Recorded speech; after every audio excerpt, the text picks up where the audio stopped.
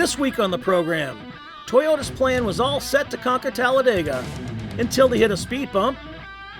We talked to Bubba Wallace about warthogs, but not those fearsome creatures of the wild. And Ryan Blaney has a need, not for speed or chasing wins, but for chasing diapers and late night feedings.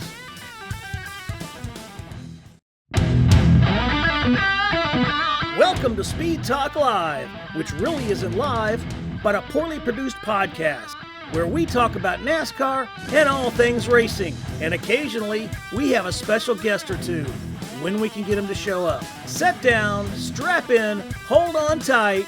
Speed Talk Live is on the air. Green flag, green, go, go, go, go.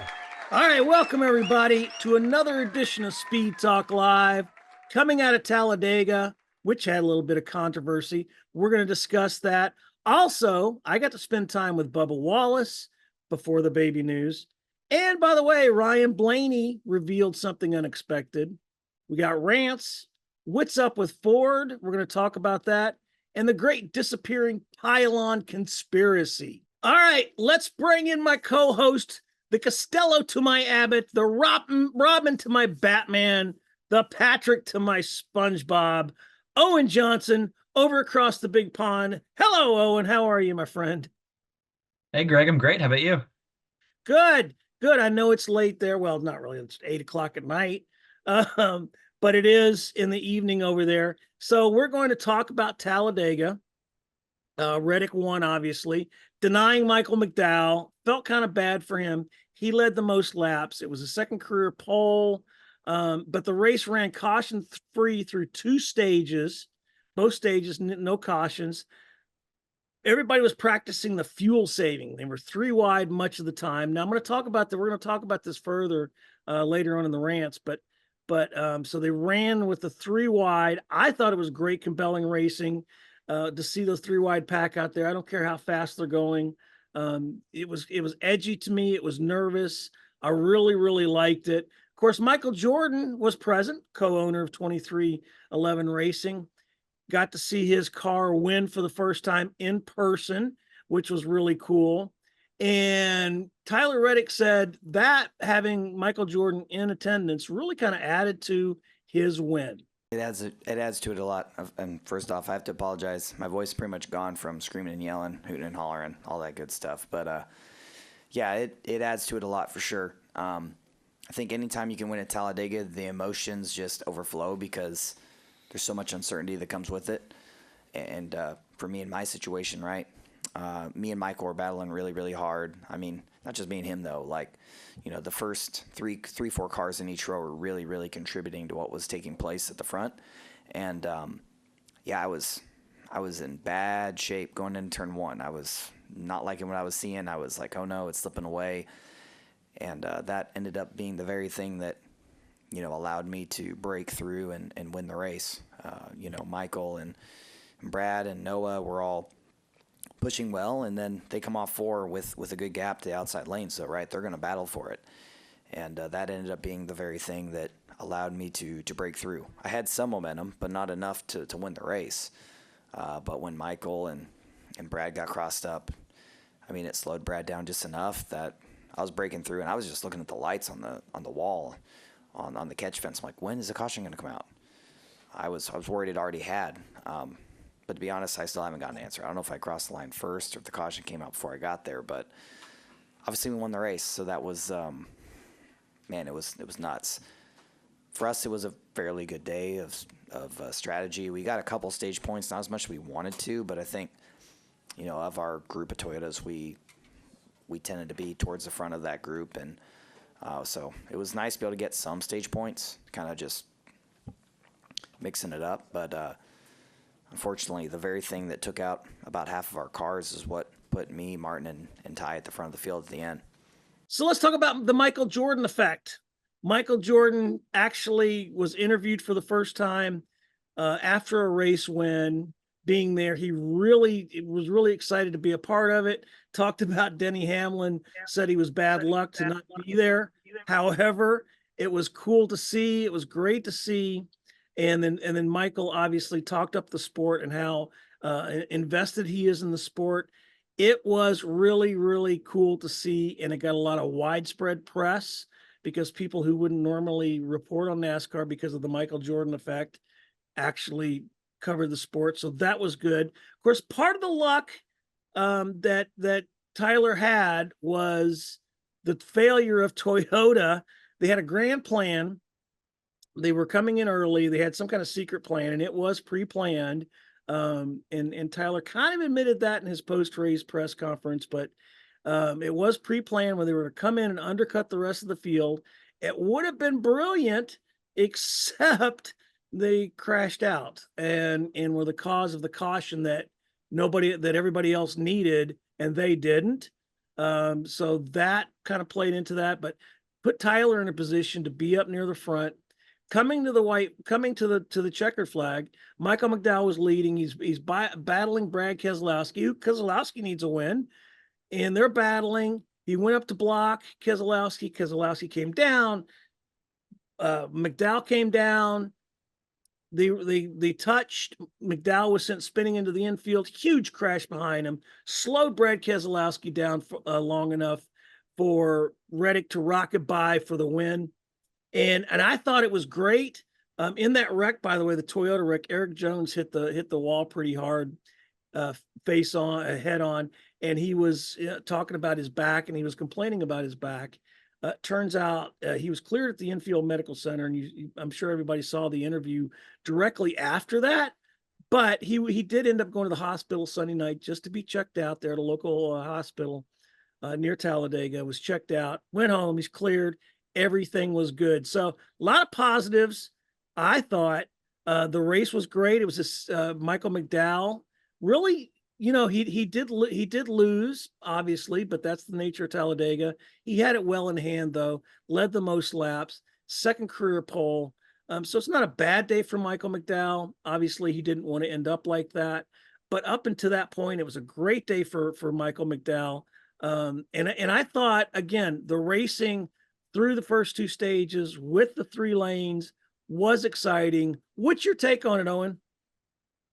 Yeah, I think just a really aggressive finish by McDowell. Keselowski's behind him. Keselowski's pushing him through the tri-oval, and Keselowski darts up high to try to make the pass.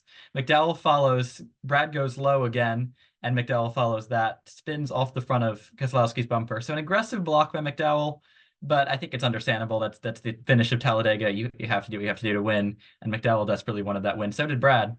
But I thought a good race overall, like you say, with the fuel mileage.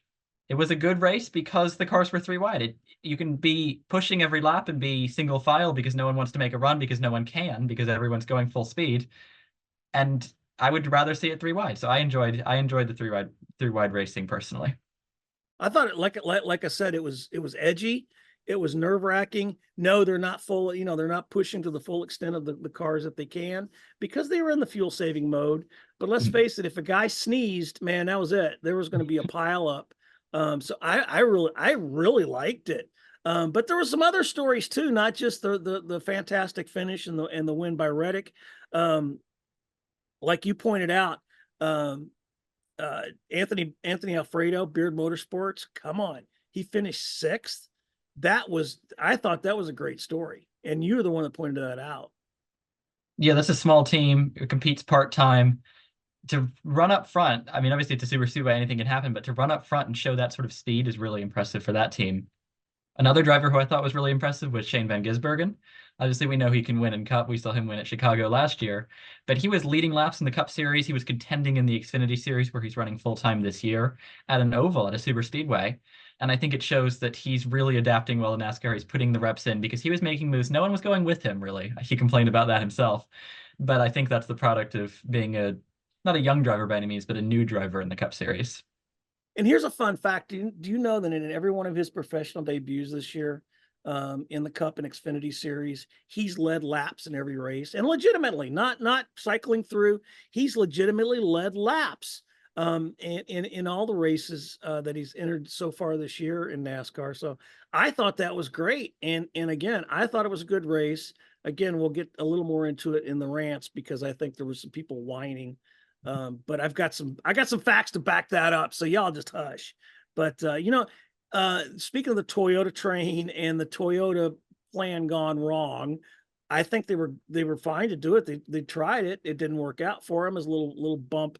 And if you look at the replay, you'll see that there's a tunnel under that turn. If you've ever been to Talladega, and they were going over the bump, and it looked like Eric Jones may have gotten loose over that, just slowed down just enough where Bubba Wallace got into him and caused the collision. Took out Eric, it took out Denny Hamlin, and it took out Bubba Wallace. And of course, Bubba was looking for a good day. He's won there at Talladega. He needed some good finishes. I spent some time last week talking to him about how his mindset has changed, and how he approaches the racing. This was before the baby news, and I wish he would have told me that day because we held the interview for today. Because the other reason we held it, he's running a special paint scheme in Dover this weekend, working with some veterans. He's going to have Air Force sponsorship on the car, which is really cool. He's talks about, we talk about it in the interview, how the paint scheme harkens back to the Flying Tigers from World War II, which is something that the A-10s carry now. And A-10s, I'm a huge fan of. I've told A-10 pilots I would be willing to have their baby, for God's sakes. A-10s have saved my ass more than once in some harrowing situations. So it was cool to see that. And it was cool to talk to Bubba because he really is committed to the military and veterans and the veterans causes. There's going to be 4 Vietnam veterans on the car, and they're going to be at the track this weekend at Dover. So he's looking forward to that. I was also there when the Air Force back in 2020 threw him out of a C-17 in a tandem jump over Daytona. And I remember seeing that and the excitement that comes from that. So it was really cool to see. Great to talk to Bubba. Here is my interview with Bubba Wallace. All right, we're talking to Bubba Wallace. Always a good time to talk to him. Great driver, great opinions. Love talking to Bubba. Hey, pal, how are you? I'm good. How are you, sir? Good. I appreciate you taking the time. I know you're busy. I know you don't get a lot of downtime, but I appreciate you joining us. I want to talk something that came on my radar after your second place at Martinsville. You indicated that Second place, fourth place. I'm sorry, second place qualifying. oh, that's what it was. Okay, second place. Okay. Yeah, Okay. that's why I shouldn't drink this early in the morning. Anyway, after your top 5 at Martinsville, you indicated that you're learning that effort equals results. Mm-hmm. Is that kind of something new? That a mindset that kind of starting to click? Yeah, I would definitely say so. I think hell, this is my 4th season with 2311. And it's continuing to evolve each and every day. We're getting bigger, we're getting better, faster, stronger, you name it. And so you're going through that process of changing and evolving. But I think, there's a lot of work involved in just doing all of that. And so we look at our analytics meeting, we look at our debrief meetings. Like, we have a lot of meetings at 2311, and it's tough. At times it was tough. I'm like, holy cow, we're having another meeting where we're talking about the same stuff, kind of, sort of. But going into this year, I kind of woke up and said, like, hey, if you want to take it to the next level, you got to be invested, and you have to, I was giving it my all on the racetrack, and, half-assed, I wouldn't say that, but my car was loose, car was tight, move on to the next race, right? Now, like, I'm keeping like a notebook of things that I feel and want to talk about, and where areas like to point my team down to fix, right? Being more in depth with that. And so, it stems from the meetings and how much data they give us to look at these certain things of, hey, you need to focus on entry speed here at this track. Okay, well, my entry speed is slow because of this. So to make that information come to fruition, like, we need to start at the base problem. We need to put all this stuff together. Like for Talladega, we'll have our meeting tomorrow morning. to get ready, and it's all this data. And I think the biggest thing for us is we have to run all the laps to make all that data, make that meeting worth our time. It's one thing to show up there and wreck out lap one. Well, all the time you just spent for this week is wasted, right? And no one wants to waste your time. And so I think just understanding that and getting through that, and having the new shop, having the airspeed, it's inviting, it's welcoming you to show up and be a part of the culture and the atmosphere each and every day. So it's fun. So was this so? From what I understand, then this was kind of a gradual mindset that came in over the off season, or was there like an aha moment where it just kind of clicked, or was it did you gradually kind of adopt it? A little bit of both. I mean, like I said, I woke up and I was like, hey, if you want to step up, you have to do this, this, and that, right? And I've accepted that. I know it's a lot of work, and Sydney can be the first one to tell you that I like to be lazy 100% of the time. And so, but there's also times I know where I need to step it up and be a leader and help this team move in the right direction. And so I felt like I've taken that next step, and I felt like my team around me has taken the next step too. So it's all a work in progress. So we just got to keep going. Are you still adapting to how to use this mindset for a race weekend, or is it pretty much coming into focus? No, I think it's really kind of very cohesive. Like, it's going hand in hand. Just trying to manage races better. You still get pissed off and frustrated. But I think it's the way you construct your feedback, is I think what's changed for me. Booty obviously does a good job of deciphering the BS, and we can go on rants about, I think about this, he thinks about that, but I think we're getting the key points across in our messaging, and I think that's super important. Do you think your maturity as you get older has played into that at all? I'd say so. Hell, turning 30, they say you get a little bit older and wiser with that. So I believe it. But yeah, I think when you focus on the right things and not the negative stuff, that helps out your mentality a lot. And I think I spent a lot of time over the last couple of years focusing more on the negatives and trying to make those into positives instead of the positive situations and making those better. Outstanding. So let's pivot to sponsorship, because that's why the reason we're here today. And being a former Air Force myself, and having retired from the Army, these military sponsorships are really cool to me, and I remember in 2020, before the Daytona 500, I was standing on the infield when you did your tandem jump out of a C-17, which I know was badass. Yeah. And because I've got like 2,000 under my belt in the military. Wow. Yeah. I did a tandem, but I had some poor little Korean doctor attached to the front of me, and he wasn't very happy about doing it. Anyway, so, because you got the McDonald's sponsorship, you got these other sponsorships, more along the commercial lines, and, you get a burger out of McDonald's or work in the drive-through. But the military sponsorships are kind of different. Do you have to service them different in a way, or are they pretty much the same kind of mentality when you service them, so to speak, or activate them? Yeah, no, I think that's one of the coolest things, that you would think it's so buttoned up, it's very proper, and it's almost intimidating, right?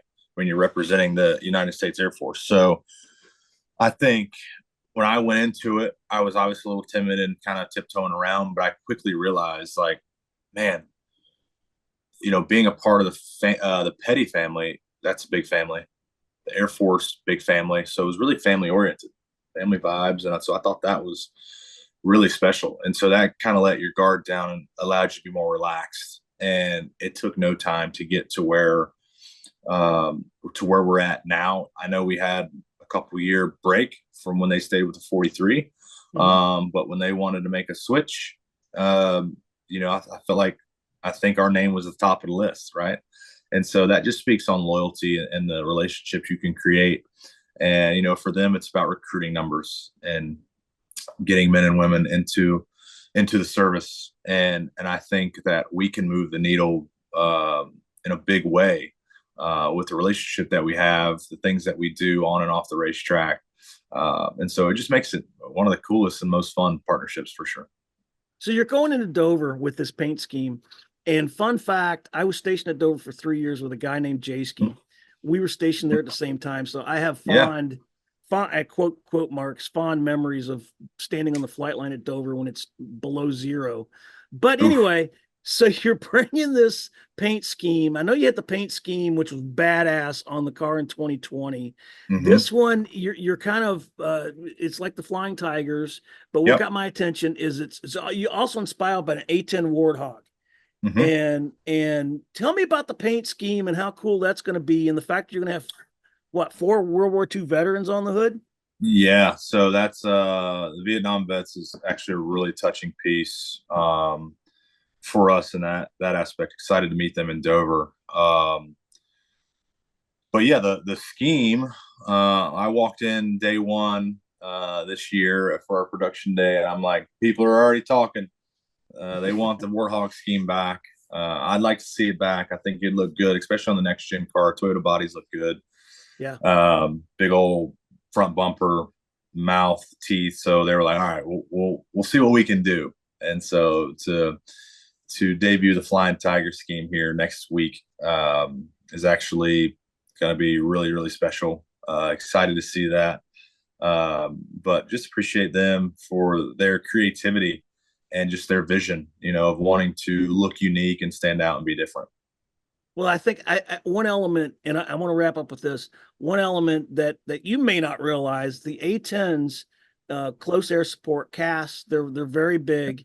And I know that in Afghanistan, more than once, the A10s, if it weren't for the Warthogs, my fat ass wouldn't be here. I mean, and I tell those, every time I see a Warthog pilot, I always tell them, I worship the ground they walk on because they save a lot of lives. They really have. So they play an important role. And sometimes that kind of gets lost.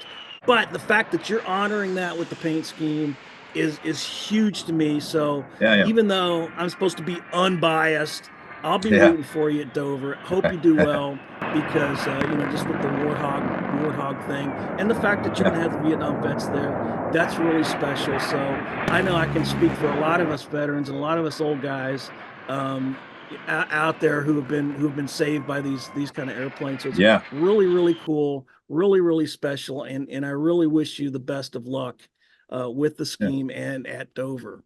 Yeah, thank you, brother. I appreciate it. And I appreciate your service. We all do. And so it'll be a good weekend for us. Yeah, and I'm looking forward to it. Like I said, if you ever get a chance, I don't know, how is the Air Force going to top the fact that they threw you out of a C-17 at Daytona? Have they come up with anything yet? Not yet. We're working on some things, so it's going to be hard to top that. And we all know that, but we got enough smart people and enough fun, creative mindsets to figure it out. Well, maybe you get to go to a range and watch an A-10 actually work. That'd be awesome. Yeah. I've often said I saw him work from about a half click away, which is just under a half mile, and it's like staring into the face of God, man. It's cool. Awesome. So hopefully you get to do something fun. But and I certainly appreciate the fact that you're doing so much for veterans and honoring the service and everything. I really wish you and this new mindset. I want you to do well. You came in top 10 last week. You got Talladega where you've won. And so I'm really looking forward to it, and I really appreciate the time, Bubba. I appreciate that, man. Thank you. Just rant and rave like you do to the TV during sport. All right, let's get back to Talladega. Why? Because people were whining about the fuel-saving racing that they were doing. Owen and I kind of touched on this earlier. It was 3-wide racing through the first 2 stages. There was no caution until Christopher Bell after the second stage. And then of course it kind of went downhill from there. We had the Toyota and we had the Toyota crash, and we had the final crash at the end. But again, people online whining about the fuel savings. They're not pushing 100%. Bobby Allison would never do this. But I think you and I, Owen, are on the same sheet of music where I really like that fuel savings. I get it. That's the way you have to race on a super speedway. You have to do it that way. If you want to have any chance of winning, that's absolutely the way you got to do it. And I would rather see that than the single file racing we saw like at the ARCA race, which the ARCA race, if I remember right, it didn't have a caution. Those guys ran single file that entire race, guys and gals, ran almost the entire race until the end. And to me, that was far more boring than what we got on Sunday, which was the three wide pack racing most of the time, where the field, by the way, was the entire field at some points were separated by less than 2 seconds. So, Owen, what did you think? Do you agree with that about the people whining about the fuel savings? Yeah, I definitely agree with you. And I think just to point out with ARCA, not only was there no caution, there was no lead change. Jake Finch led every lap, which at Talladega is crazy. To have a guy go out and dominate every lap without any passing for the lead. I think the Cup racing put on a whole lot better show this weekend. And there's always going to be fuel saving, firstly. I've seen some people suggest that it's a stage problem. It's a problem with the new car. There's always fuel saving racing, and there was fuel saving racing back when we had the old car and before stages. This is just we're just seeing three wide racing, which I'd rather see. And it's far preferable, like I said earlier, if you're going flat out in a pack, all one line, no one can make a move. I'd rather see it three wide. We're getting competitive racing all the way right to the line, three wide to the line this race. And it was by far the best race of the weekend for me. And here's something that people don't look at. There were 72 lead changes in that race yesterday, Sunday. 72 lead changes, boys and girls. Last fall, there were 70 lead changes, and it's the same style of racing. Last year in this race, there were 57 lead changes. In 2022, there were 41 lead changes, and that was a lot of single file racing. One thing people point out is we need to race at Talladega like we used to. Okay. Let's go back to 2000. Dale Earnhardt Sr. won his last career race there in 2000, coming from 18th place in the final 4 laps. And it was an amazing, this is where people talk about how he could feel the air. And you could really see it. If you ever go back and watch that race, the final 4 laps, he came from 18th place and won that race there at Talladega. Guess what, boys and girls? That race only had 49 lead changes. So I think people are just complaining about what they want to complain about. They were complaining about the Fox coverage.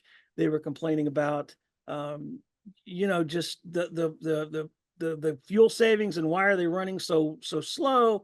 And the lap times were 2 seconds down from when they were qualifying. So, look, I get it. You guys are going to complain. You could win the lottery. You complain you have to pay taxes, and complain when the sun comes up, but that really got under my craw. I thought it was a great race, great finish. I wish SVG would have won. That would have been fun to see. But you know what? Tyler Reddick won. He had MJ's symbol on the hood. MJ was there. All in all, a good race, a good weekend. All right. Before we move on, I think SVG. Good. I think SVG has a shot in the future now that people have seen how fast he is in these super speedways. He might have some help in the future. I think so too. I agree with that. I think these drivers now trust him a little more on these super speedway races. So the next time will be at Daytona. So we'll see how that works out. But I was going to say, before we move on, Bubba Wallace and Amanda, they did the day after I interviewed him, and I wish he would have told me. Anyway, they're going to be expecting their first child in October. Really thrilled for them. Really, really happy. Anytime I know a child will change your life like you won't believe, for the better. So I'm really happy for him. Everything's going good. Again, he's talking about his new mindset and the fact that he's becoming more invested during the week and not languishing over what he did wrong, but trying to find the positives. And I think it's showing his improvement on the track. It'll be great to see him at Dover this weekend and see if he can back that up. He's had 3 top 5s this year so far. And he had 5 together in his entire season, the last 2 seasons. So I think that's a good benchmark. Yes, he's going to be contending for wins, but I think if you start looking at those others where he's running more consistently in the top 5s and top 10s, I think that's going to be a good measure of him turning that mindset around like we talked about. So be exciting to see him. But something that caught my eye was Ryan Blaney, who's not married yet. He's getting married here in a couple months to his fiancée, Gianna. He actually wants a baby of his own. Yeah, that was exciting to be a part of. it's one of those things you had to keep a secret for a little bit longer than you wanted to and let them announce it, obviously. But no, it's great. I'm happy for he and Amanda. They're great people and really excited for their next chapter. I told Gianna, I was like, all of our friends are having babies. When are we gonna pop one out here? So gotta get married first. If it was up to me, she'd already be about ready to get one out, but she doesn't want to be pregnant for the wedding, so we gotta wait. But I'm egging her on. But yeah, we'll see. Yeah, hey, I mean, I ain't getting any younger. So that was kind of surprising to see that. Of course, Gianna's a beautiful woman. I mean, my wife was a beautiful woman. We had babies, and I get that, but you would think that he wouldn't be as excited as he is to have Gianna have his baby. But anyway, so that was kind of the other baby news this week. So let's talk about something else that came up this week. That's the great pylon controversy of 2024. So they took the scoring pylon down at Texas Motor Speedway. We rolled into Talladega this week, and the pylon was down there. So people are saying, oh my God, the sky is falling. They're taking the pylons down. Drivers want these pylons. Fans want these pylons. So people were kind of scratching their heads as to why they took them down. And I don't think NASCAR wanted this much attention on them. So we can talk about all day long because NASCAR said, oh, they're old and they need to be taken down. I think, and this is just my personal opinion, I think behind the scenes, here's what we got going on. The pylons are useful and the fans use them. I use them when I'm at a track, even though I'm sitting in a press box, and this too, and you're sitting in a press box, you've got the screens, you've got live scoring, but it's nice to be able to look out at the track and see the action on the track at the same time and see that pylon there and see where everybody's at. They're useful tools in that regard. I think NASCAR came out with this track app this year. So when you're at a track, you can download a special app that'll give you the live timing and scoring. Now, we all have them on our phones for when you're not at the track, but these are a little more specific to the tracks. And I think NASCAR thought two things. The cost to maintaining these pylons was maybe a little high. They could save some money by taking these down and forcing fans to get their track app.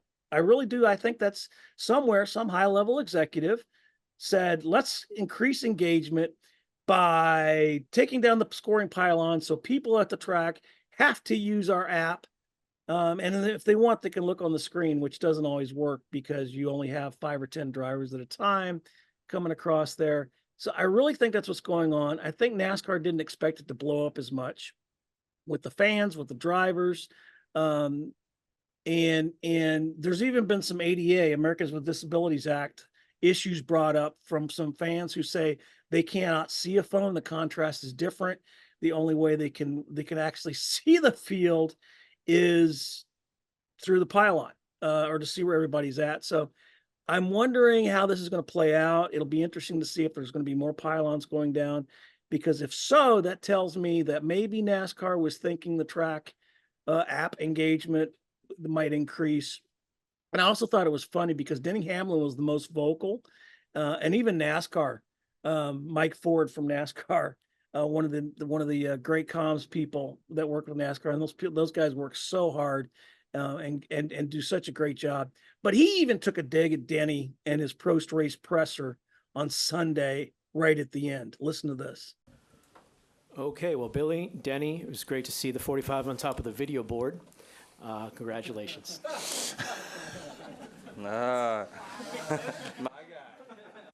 And one last note on this. Something that I saw was cool that came out before this. A fan made a homemade pylon, electronic pylon that he uses at his house, and it mirrors what you see at the track, but it's smaller, but it stands probably 6 feet tall. And he's got it wired in the live timing and scoring. That thing took off before this. I suspect he's gotten a lot more attention, and he was in the right place at the right time. There's been several stories written about him. He is looking for funding to produce this commercially. We could see this on the retail market. And you know what? If it's not too much, I might be standing in line because I think it's a great addition. It'd be a great addition to a man cave. But I could see, sports bars, anything where you see that. Have you seen this? Have you seen this thing? I have seen it. It's a really, really cool idea because sometimes you're looking at the pylon on the TV and you're not getting all of the bottom group of cars. Sometimes, even your favorite driver might be running that far back, or you just want to get a good gauge of the field. And Fox takes a while to cycle through to get to the 30th, the 40th running cars. So it's a great way to see all the cars on the track for me. And again, if it becomes affordable, man, line me up. I'll have it. I'll stick it here in my office. I got a bunch of junk in this office, and I would definitely make room for that. So we'll see. But now we turn our attention to Dover. We don't know if the pylon will be there or not. We'll see. But I'm wondering about the Fords because the Fords have shown the speed a couple times this year. They've gotten some poles. Logano had a pole.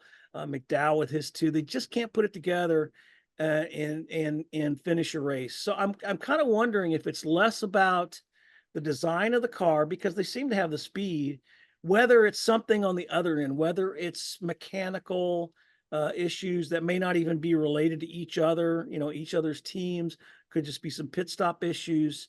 It's something or just bad luck in the first 10 races of the year. And so I'm wondering if it's not the design of the Fords, because again, certainly shown the speed, or if there's something else going on. But we're coming to Dover this week and it's not a super speedway. So it's going to be interesting to see how it plays out there. And I don't know what you think, Owen, but do you think the Fords, it's a design problem or do you think it's something else? Well, I said a couple weeks ago that we've been seeing too many super speedways and short tracks to really gauge it, but we're now 7 races. We've had 7 races that weren't on super speedways. I think there's clearly a problem. And so I spoke to a few of the drivers at Martinsville about it, and I got some mixed opinions about how big a change it really was, how big it is to adapt. But the most interesting one, I think, was from Chase Briscoe, who told me he's really adapted to the car. And I think we've seen that. He's had some good runs on some of the short tracks, especially. But he said his Ford teammates, Penske drivers especially, have struggled to really make the car fast. And I think that we also saw that it took until really Richmond for Logano to show any speed at all. So I think that there is a bigger gap than they've let on between the Mustang that Penske won 2 championships with to the new dark horse. But I think they've recovered somewhat. They were fast at Martinsville. They were fast at Richmond. I want to see what happens at Dover once they've got, now this will be 8 non-super speedway races under their belt. Yep, they've had a broad range of races. They had plenty of speed, like we said, several poles, no wins. Kevin Harvick was the last Ford to win at Dover in 2020. So I'm actually thinking that Brad Keselowski is going to get it done Sunday, which will not only mark that off his bucket list, it'll also put Ford back in victory lane. I think that's my pick for this weekend is Keselowski or Buescher, one of them. But we'll see. Okay, speaking of the Fords and whether the design that's the problem or it's something else, I got a chance to talk to Josh Berry. Arguably, he's a new Ford driver. He's only 10 races into his first full-time season with Stewart-Haas Racing. But I got a chance to spend a little time with Josh Berry, and I asked him about whether it's the Ford design or whether there's something else going on that's keeping the Fords out of victory lane.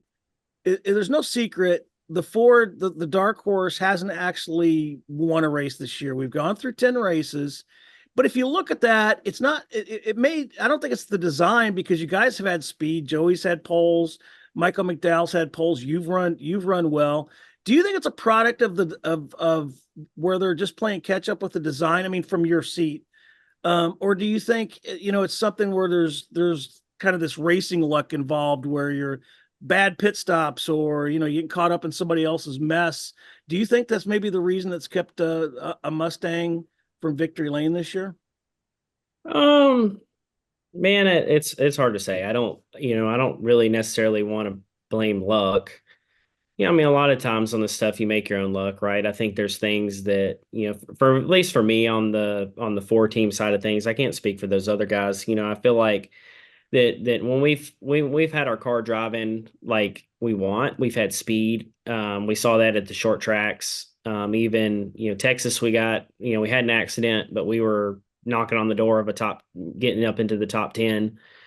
So for us, it's just a combination of everything, I think, really. We've had some races where we didn't run quite like we wanted, and we've had several races where we've been really fast, and we've had a miserable day on pit road. So it's a combination of everything. I mean, the reality of it is it's just hard to win at this level. I don't think, for me, I'm not necessarily panicked. I think that we're going to continue to get better on the 4 team. I'm going to continue to get more comfortable with Rodney and this group. And I feel like if we keep doing the right things, we'll keep running better. It's just and everyone at Ford's working really hard too, right? I mean, on the aero side of things, on the engine side of things, there's lots of things that go into it. That can that we know that where areas that we can improve on, and you keep doing that. Ultimately they just won the championship last year in all 3 divisions, right? And everybody's waving the white flag and panicking, right? So I think we'll be fine. It's just going to take a little time. Thanks, pal. I appreciate it. Have fun in Dover this weekend. Thank you. But like you point out, it's not the short track package, right? Right, it's the same package we ran at Bristol.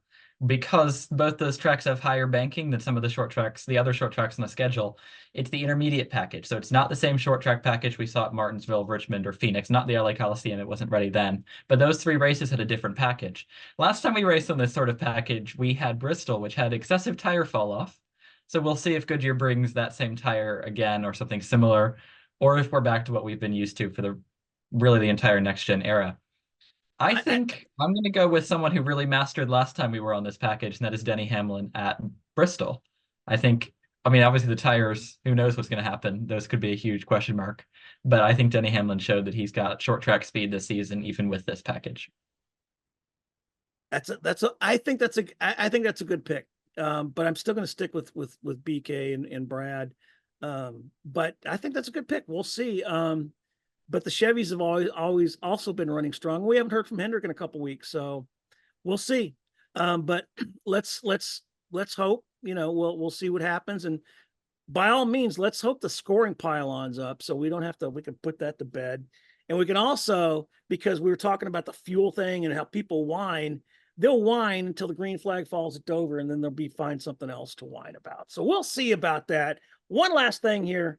I don't know if you knew it, but Taylor Swift references will help with your search engine optimization. So if you mention Taylor Swift and you talk about Taylor Swift, you'll get a little more attention. So I'm trying that as a cheap plug to see I'll that. put that in my stories. Huh?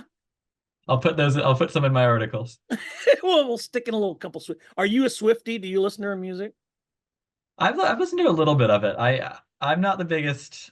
I don't know if I'm too big a fan of any musician to really say, but I'm not all that into it. But she's not bad.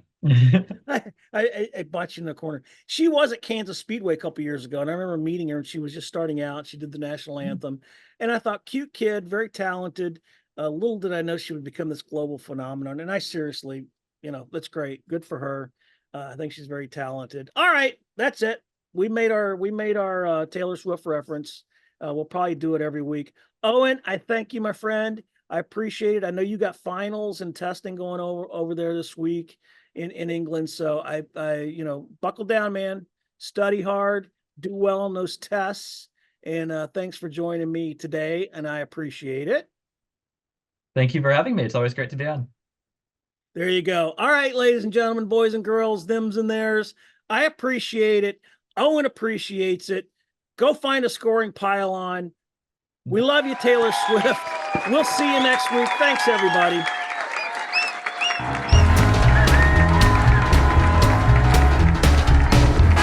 Thanks for listening to Speed Talk Live. For questions or just to tell us how bad our production is or to leave other feedback, leave us a comment below. For all the latest NASCAR news, visit www.cupscene.com. Until next time, peace out and let's go racing.